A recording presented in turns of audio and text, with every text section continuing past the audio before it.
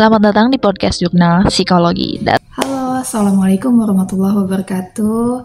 Selamat datang di podcast Jurnal Psikologi. Terima kasih sebelumnya yang udah subscribe dan juga nonton video ini. Semoga kalian mendapatkan keberkahan dari apa yang kalian terima. Dan tentunya teman-teman semua, kita di sini mau ngebahas nih tentang persiapan apa aja sih yang mesti kita siapkan menuju Lebaran Idul Fitri tahun 2025. So, tentunya stay tune.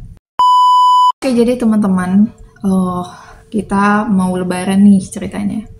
Kita menuju Lebaran Idul Fitri. Apa sih yang perlu kita siapkan begitu? Nah, selain uang THR buat anak-anak kecil gitu ya, atau ponakan-ponakan, atau sepupu-sepupu yang belum bekerja, atau mungkin orang tua yang mesti kita berikan gitu.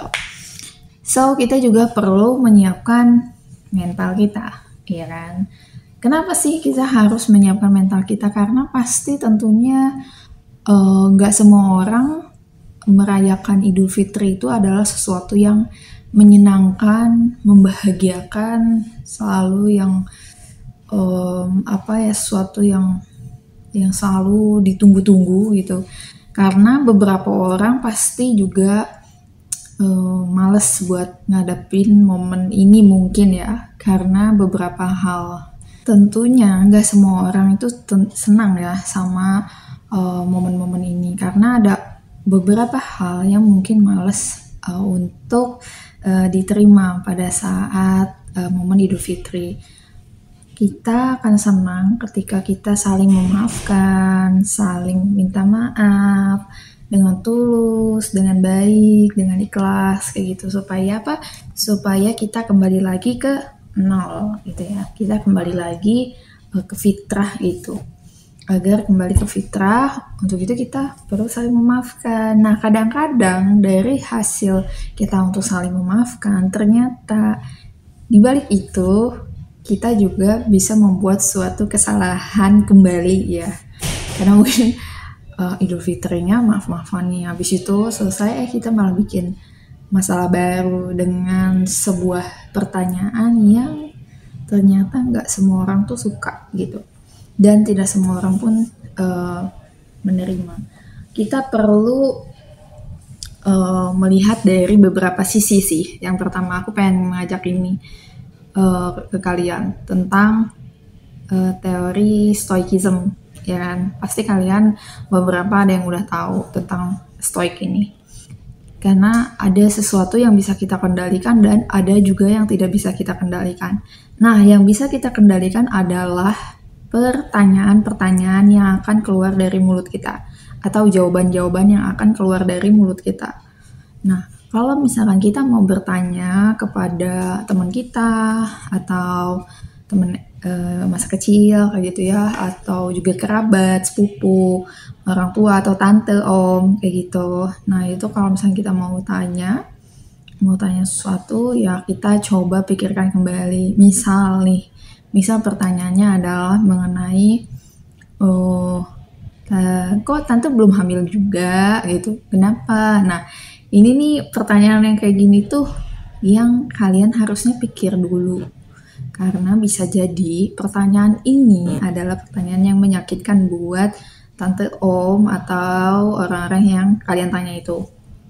Kenapa? Karena kita kan nggak tahu perjuangan mereka tuh udah sejauh mana untuk bisa mendapatkan omongan. Tapi ya mau gimana lagi, takdir Tuhan itu berkata lain. So, tapi juga ada sisi lain di mana sebenarnya bisa jadi itu adalah bentuk perhatian. Bentuk perhatian yang kan kadang-kadang ada orang juga yang gak paham tentang hal itu gitu ya, tentang sisi menyakitkan mungkin ya. Tapi ya perlu kita pahami bahwa ya itu tadi, gak semua orang tuh ngerti tentang sebuah perjuangan gitu. Jadi kalau misalkan kita di sisi yang ditanya seperti tadi ya, kita udah harus menyiapkan template-nya dulu gitu. Template-nya ya doain aja misal begitu. Terus satu hal lagi, ya udah jangan baper ya, jangan baper tuh maksudnya kayaknya gampang banget gitu loh Neng. Iya, tapi kita harus mencoba untuk mengikhlaskan apapun itu yang ditanyakan kepada orang lain dan dijadikan tuh adalah sebagai doa aja supaya amalan-amalan kita juga tentunya jauh lebih baik gitu ya, bisa diterima sama Allah Subhanahu wa taala gitu. Ya siapa tahu kan dari situ malah ya mungkin kita juga harus melihat sih pertanyaannya itu adalah dia menyindir atau memang dia adalah pertanyaan perhatian dia yang mungkin penasaran gitu loh. Bisa jadi dia bingung menggunakan kalimat yang apa supaya dia pengen tahu nih kabarnya kita, tapi dia sulit menggunakan kalimat lain gitu, dia belum ngerti penataan kalimatnya gitu ya. Jadi ya kalau misalkan kita sulit untuk bertanya hal kayak gitu, sebenarnya kita juga perhatian sama mereka atau kita sebenarnya punya sesuatu gitu yang pengen kita tanyakan, tapi emang sulit gitu pertanyaannya, jadi lebih baik ya nggak usah ditanyakan sih, mengambil resiko lain gitu ya. Nah, buat yang menerima jawabannya ya tadi template-nya bisa jadi ya doain aja, terus coba buat pengalihan gitu ya, pengalihan ke yang lain, misalkan oh iya doain aja, terus misalkan langsung ditambahin oh ya baju kamu ini cantik ya, bagus gitu, beli di mana kayak gitu, terus gimana kuliah kamu kayak gitu, baik apa enggak. Nah ya udah gitu, sebenarnya sih kalau masalah keluarga tuh jangan terlalu dilebar-lebarkan, kecuali memang pertanyaan yang bener-bener yang kayaknya membangga-banggakan, terlalu membangga-banggakan tuh ya udah keep aja gitu, keep. Dan ya kalau bisa tinggalkan, gak usah didengerin, misalnya oh ya udah bentar ya tante om gitu, aku mau ke toilet dulu, aku mau ke sebelah dulu atau kayak gimana gitu ya, pengalihan aja sih supaya misalkan hal itu nggak mau menyakiti kalian kayak gitu ya. Ya udah, pasti pertanyaan apa aja sih yang mungkin bisa keluar pertama ya, mungkin mengenai kamu kuliah udah sampai mana misalkan gitu, kamu kok nggak kuliah gitu, kok kamu nggak kerja misalkan, terus kok kamu belum punya anak kayak gitu, terus anak om tante mah udah mencapai ini gitu, udah bisa beli rumah, udah bisa punya uang sendiri, punya tabungan, bla bla bla.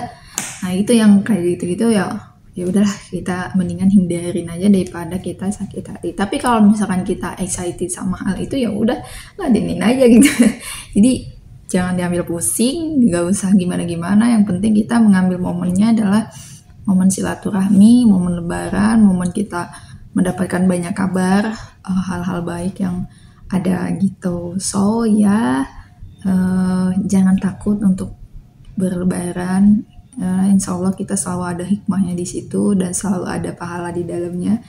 Kalau bareng siapa yang bersilaturahmi, insya Allah kan akan dipanjangkan umurnya, begitu katanya kan. Jadi pertanyaan apa nih yang mungkin mau kalian tanyakan, atau pertanyaan apa yang bisa jadi menyakitkan buat kalian, coba tulis di kolom komentar ya. Siapa tahu kita akan bahas lagi. So, terima kasih banyak udah nonton. Bye-bye. Assalamualaikum.